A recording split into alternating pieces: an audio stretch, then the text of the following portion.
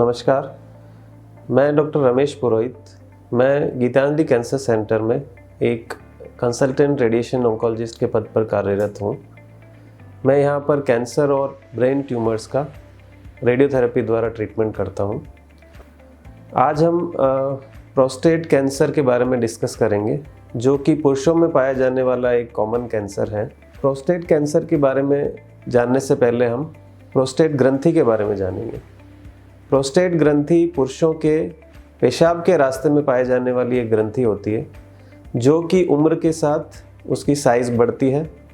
आमतौर पे 50 से 60 साल की उम्र के बाद और पुरुष हार्मोन की वजह से इसकी साइज़ बढ़ना स्टार्ट होती है और ज़्यादातर केसेस में ये एक बिनाइन रूप में, यानी कि बिना कैंसर के गांठ बनती रहती है या प्रोस्टेट बढ़ती रहती है।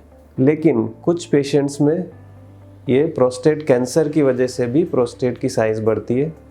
प्रोस्टेट ग्रंथि बढ़ने की वजह से पुरुषों में पेशाब की रुकावट होती है और जिसकी वजह से मरीज को पेशाब बार बार आता है, या कभी पेशाब का रुक जाना, या फिर पेशाब की धार न बनना, या फिर रात को बार बार पेशाब के लिए उठना। इस तरह के सिम्टम्स होते हैं।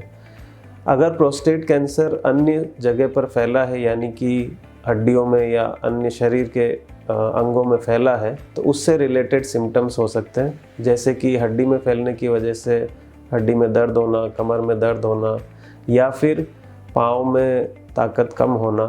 ये सब सिम्टम्स प्रोस्टेट कैंसर के हो सकते हैं। प्रोस्टेट कैंसर की शुरुआती जांचों में PSA नामक एक ब्लड टेस्ट किया जाता है और प्रोस्टेट और पेल्विस रीजन का MRI किया जाता है।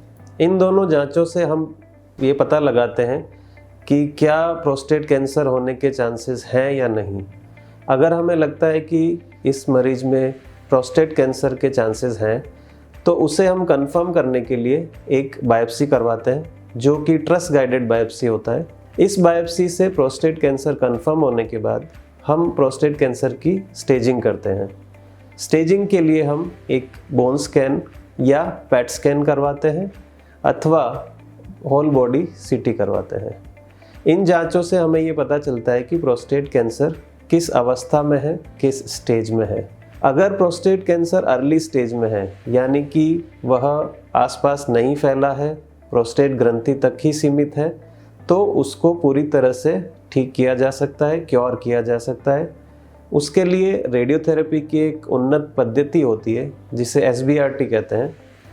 SBRT के द्वारा 2 से 3 हफ्ते की रेडियोथेरेपी देकर प्रोस्टेट कैंसर को जड़ से ख़त्म किया जा सकता है।